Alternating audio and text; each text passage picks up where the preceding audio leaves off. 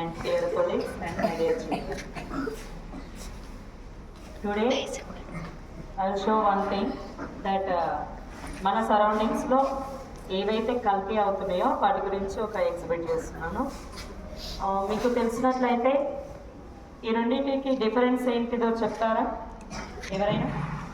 రెండు బ్లాక్ కలర్లోనే ఉన్నాయి, సో ఒకేలా ఉన్నాయి.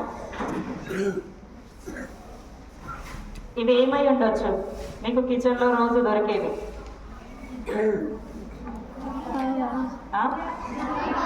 లవంగాల.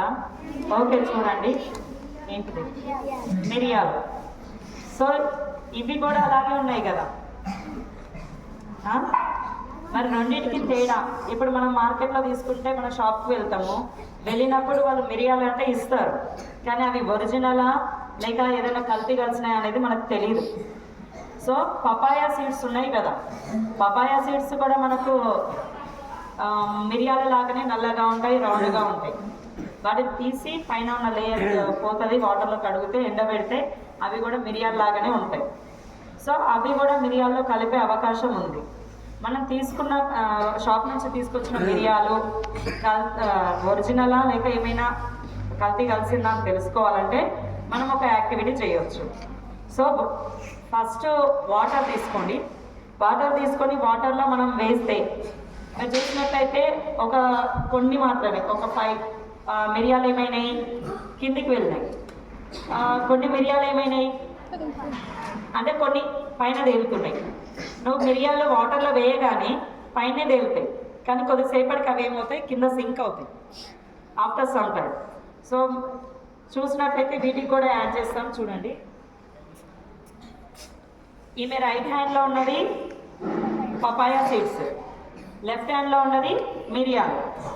సో రెండింటికి నేను వాటర్ యాడ్ చేస్తున్నా. పైన పట్టుకోను, పైన పట్టుకో. సో రెండు ఏమవుతాయి, ఇనిషియల్గా తేలుతాయి, కానీ కొంచెం సేపు అయినాక మనకు మిరియాల్లో కూడా కొన్ని పుచ్చిపోయినట్టుగా కొన్ని ఇట్లా ఉంటాయి కదా, అవి వాటర్లో తేలుతుంటాయి. మిగతావి కిందికి ఉన్నాయి చూడండి. ఇవి ఏంటిదంటే మనకు పొట్టు ఇట్లా అనగానే మనకు కొన్ని కొంచెం కల్తీగా ఉంటుంది, అంటే పురుగు పడినట్టుగానో సంథింగ్ అయ్యి కొన్ని తేలుతుంటాయి. తర్వాత వాటర్ అబ్జర్వ్ చేసుకున్నాక కిందికి వెళ్తాయి. సో పపాయా సీడ్స్ ఒక్కడి కూడా కిందికి వెళ్ళలేదు చూడండి. ఇప్పుడు నేను ఇందులో తీసుకునేవన్నీ కింద అన్ని మిరియాలే, పైన ఉన్నాయన్నీ పపాయా సీడ్స్, రెండు కలిపాను ఇందులో. మీరు చూసినట్లయితే కింద ఉన్నాయి. ఓకే, సో ఈ విధంగా మనం మిరియాలని పపాయా సీడ్స్ని డిఫరెన్షియేట్ చేయొచ్చు. అలాగే అర్థమైందా? సో పపాయా సీడ్స్ని కూడా మనము ఎండబెడితే అవి మిరియాల లాగానే ఉంటాయి. ఇక్కడ చూడండి, ఇవన్నీ మిరియాలు కిందికి వచ్చినాయి. ఇది ఒక్కటి కూడా మనకు చూడండి, ఒక్కడన్నా కిందికి వచ్చిందా? అన్నీ పైనే ఉన్నాయి. ఇవి పపాయా సీడ్స్. Okay, next